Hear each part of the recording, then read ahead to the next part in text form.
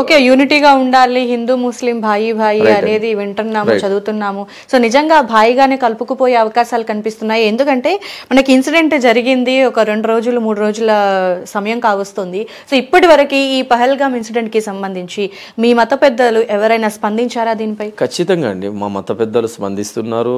నేను ఎక్కడా చూడలేదు స్పందించినట్టుగా. మత గురువులు పెద్దవాళ్ళు వాళ్ళందరూ ఖండించారు, రోడ్ పైకి వచ్చారు. తర్వాత వెంటనే వేరే రోజే మేము మసీద్ బయటకు వచ్చి క్యాండిల్ మార్క్ తీసాము, ఖండించాము, మీడియాలు కూడా మాట్లాడాము. నిన్న మొత్తం జుమ్మా బయాన్ మొత్తం ఆ ఉగ్రవాద సంస్థల గురించి, ఉగ్రవాదుల గురించి, అసలు ఉగ్రవాదుల్లాగా వీళ్ళు ఎందుకు తయారవుతున్నారు అని నిన్న మొత్తం జుమ్మా స్పీచ్ కూడా అదే ఇచ్చాము.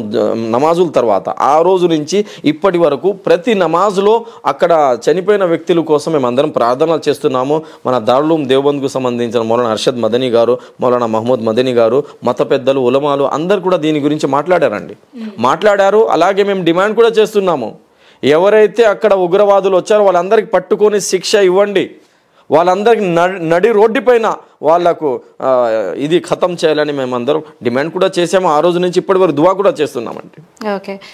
ఇంకా అలాగే ఎవరైతే అక్కడ మృతి చెందారో వాళ్ళందరికీ, ఫ్యామిలీస్కి అందరికీ ఆదుకోవాలా, వాళ్ళందరికీ గవర్నమెంట్ సపోర్ట్ చేయాలని మేము గవర్నమెంట్ కూడా డిమాండ్ చేస్తున్నాం. అంటే జుమ్మాలో మీరు జరిగినటువంటి ఇన్సిడెంట్ కి సంబంధించి ఇలా ఉండకూడదు అనే ఉపదేశాన్ని అందిస్తారా? నెక్స్ట్ రాబోయే జనరేషన్స్ పిల్లలకి ఎలా చెప్తారు? ఖచ్చితంగా అండి, మేము నిన్న జుమ్మా బయాన్లో కూడా చెప్పాము, ప్రతి ఫ్రైడే మేము చెప్తుంటాము, అందరితో కలిసిమెలిసి ఉండండి. ఇస్లాం ఏం నేర్పిస్తుంది? అందరితో కలిసిమెలిసి ఉండాలా.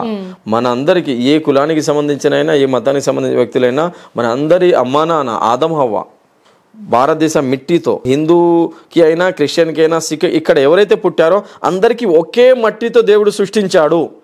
మన అందరి రక్తం ఒక్కటే, మన అందరం పీల్చే గాలి ఒక్కటే, మనం నివసించే భూమి ఒక్కటే, అందరికి మేము అదే. సో మీరు జుమ్మాలో చెప్పేటువంటిది నెక్స్ట్ జనరేషన్స్ కానీ పిల్లలు కానీ వింటారా, పాటిస్తారా? ఖచ్చితంగా వింటున్నారు, పాటిస్తున్నారు.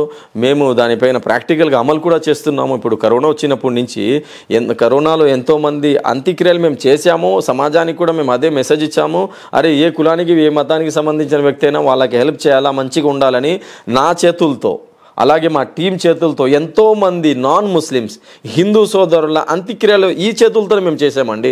ఎంతోమందికి రక్తదానం చేశాము, ప్లాస్మా డొనేషన్ చేశాము. మీరు పేపర్ కట్స్ చూడవచ్చు, యూట్యూబ్లో చూడవచ్చు. మన సంస్థ తరఫు నుండి కొన్ని వేలాది మందికి రక్తదానం చేసి ఉన్నాము. కులం చూడలేదు, మతం చూడలేదు. నైట్ 1 గంట కాల్స్ వస్తాయి, అరే ఏ మతానికి, ఏ కులానికి సంబంధించిన వ్యక్తి అయినా ఫోన్ వచ్చింది రక్తం కావాలని, వెంటనే మేము వెళ్ళిపోతాము. మాతో పాటు పూజారులు ఉన్నారు, మాతో పాటు ఫాస్టర్లు ఉన్నారు, మాతో పాటు ప్రతి కులానికి, ప్రతి మతానికి సంబంధించిన పెద్దలు ఉన్నారు. మేమందరం కలిసి, హిందూ ముస్లిం క్రైస్తవ సోదరులు అందరూ కలిసి కుల మతాలకు అతీతంగా సేవా కార్యక్రమాలు చేయాలా, ఎవరు ఆపదలో ఉంటే వాళ్ళకు ఆదుకోవాలని మేము మసీదుల్లో కూడా ఇదే, ఇస్లాం కూడా మాకు ఇదే నేర్పిస్తుంది. మేము కూడా మా జనరేషన్ పిల్లలకు కూడా ఇదే నేర్పిస్తున్నామండి. సో ముస్లిం సోదరులకి సంబంధించి మీ మసీదుల్లో కావచ్చు, లేదంటే మతానికి సంబంధించి కావచ్చు, రాజకీయంగా ఎలాంటి ప్రభావం ఉంది? సో ఎలాంటి సపోర్ట్ అందుతుంది మీకు?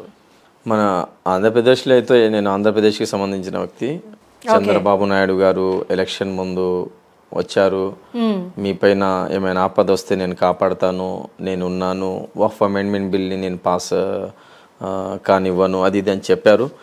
చంద్రబాబు నాయుడు గారు కొన్ని చాలా మంచి పనులు చేస్తున్నారండి, మేము అతనికి అభిమానిస్తాము. చాలా పెద్ద రాజకీయ నాయకుడు, చాలా సీనియర్, ఎన్నోసార్లు సీఎంగా ఉన్నారు అతనంటే చాలా అభిమానం కూడా. ఎలక్షన్ ముందు ముస్లిం మత గురువులు, ఉలమాలు చాలామంది చంద్రబాబు నాయుడు గారికి గెలిపించడానికి చాలా ప్రయత్నాలు చేశారు.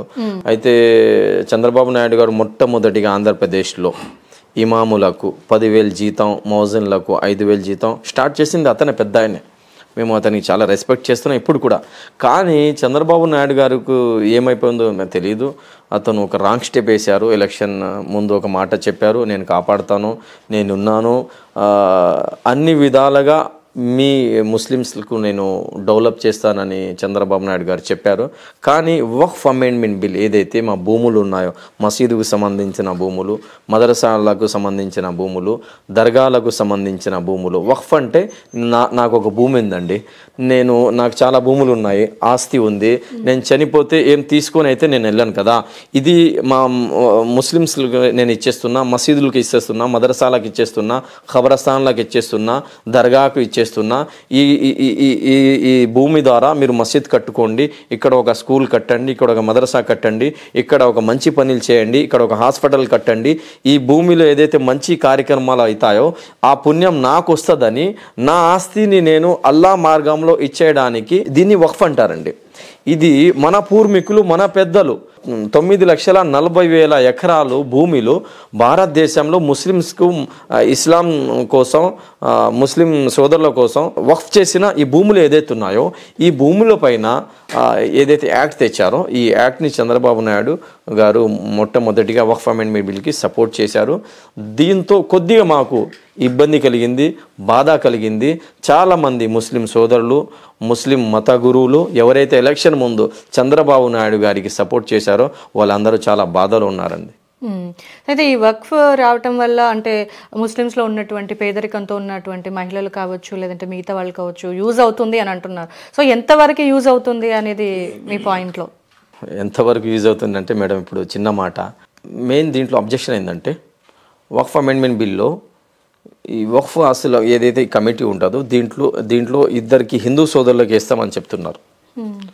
హిందూ సోదరుల సంస్థలు ఉన్నాయి, ఒక గుడికి సంబంధించిన సంస్థ అనుకోండి, లేకపోతే తిరుపతికి సంబంధించిన సంస్థ అనుకోండి, దాంట్లో ముస్లింలకు ఎంటర్ చేయడం కరెక్టా మీరు చెప్పండి? చేయరు కదా. ఇప్పుడు క్రైస్తవులు ఉన్నారో వాళ్ళకు చర్చిల కమిటీలు ఉంటాయి, దాంట్లో ముస్లింలకు ఎంట్రీ ఇవ్వరు. ఇక నేను చాలా గుడిలకు వెళ్తుంటాను, నేను మన ఊరి దగ్గర భైరవకన్యకి వెళ్తుంటా, ఏమైనా గుడిలో ప్రోగ్రామ్ ఉంటే ప్రోగ్రామ్కి వెళ్తా, అక్కడ ఏమైనా అన్నదాన కార్యక్రమాలు ఉంటే అక్కడ కూడా నేను పాల్గొంటా. అలాగే భిక్షా ప్రోగ్రామ్ జరుగుతుంటుంది కదా సంవత్సరానికి ఒకసారి, మన ఇది ఏమంటే అయ్యప్ప మాల, వాళ్ళ దగ్గర కూడా మేము వెళ్తాము, అక్కడ కూడా అన్నదాన కార్యక్రమాలు చేస్తాము. ఎందుకంటే ఇంటిగ్రిటీ, జాతీయ సమైక్యత, హిందూ ముస్లింల మధ్య మేము అక్కడ ప్రోగ్రామ్కి వెళ్తాము. మన ఎంతోమంది మన హిందూ సోదరులు ఎవరైతే ఉన్నారో వాళ్ళ ఇంటికి వెళ్ళి నేను దావత్ తింటాను, వాళ్ళు మా ఇంటికి వెళ్తుంటారు, ఇఫ్తార్ దావత్లో వాళ్ళు పాల్గొంటారు, అంతా కలిసిమెలిసి ఉంటామండి. దాంట్లో మాకు అభ్యంతరం ఏం లేదు. మేమందరం ఇప్పటి వరకు మన హ్యూమన్ వెల్ఫేర్ కౌన్సిల్లో ప్రెసిడెంట్ ఒక ముస్లిం అయితే, సెక్రటరీ ఒక హిందూ, జనరల్ సెక్రటరీ వచ్చి ఒక క్రిస్టియన్, ఇలాగ కుల మతాలకు అతీతంగా మేము పనిచేస్తున్నామండి. నేను చెప్పేది ఏంటంటే, ఎలాగైతే ఒక మందిరంలో, ఒక గుడిలో ముస్లింలకు ఆ కమిటీలో యాక్సెప్ట్ చేయరో తీసుకోకూడదు కూడా. ఎందుకంటే వాళ్ళ కార్యక్రమాలు, వాళ్ళ కండిషన్స్, వాళ్ళ రూల్స్, ఆ మతం ఏం చెప్తుంది వాళ్ళకి మంచిగా తెలుసు, మాకు తెలియదు కదా. తిరుపతి కమిటీలో మాకేంటని మేము అడగం కూడా, మాకు అవసరం కూడా లేదు. క్రిస్టియన్స్ ఎవరైతే కమిటీస్ ఉంటాయో దాంట్లో కూడా మాకు అవసరం లేదు.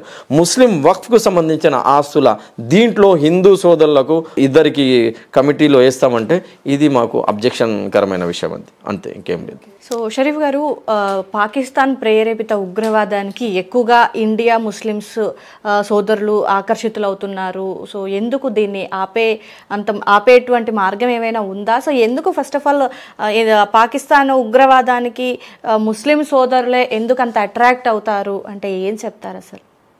పాకిస్తాన్ ఉగ్రవాద సంస్థలలో భారతదేశానికి సంబంధించిన వ్యక్తి ఎవరైనా, ఒకవేళ అది ఏ కులానికి సంబంధించిన వ్యక్తి అయినా, ముస్లిమ్స్ అయినా, వాడికి అక్కడ పోయే ముందే వాడు గనక కనపడితే వాడికి ముందు ఖతం చేయండి అని మేము చెప్తున్నామండి.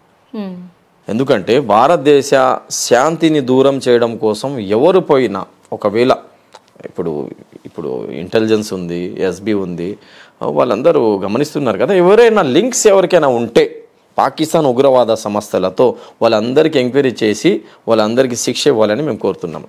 సో ఎందుకు అంటే దీన్ని ఆపాలి అని అంటే ముస్లిం సోదరులు వెళ్లకుండా పాకిస్తాన్ ఉగ్రవాదానికి ఎవరు వెళ్తున్నారు చూపించండి, మీరు చూపించండి. అంటే ఇప్పుడు ఉన్న చోట ఎవరైనా వాళ్ళు వచ్చి బాంబ్ బ్లాస్ట్ చేసేదాకా ఉగ్రవాదులు ఇక్కడ ఉన్నారు అని మనం ఎవరూ కనిపెట్టలేము. ఎందుకంటే పర్యాటకంగా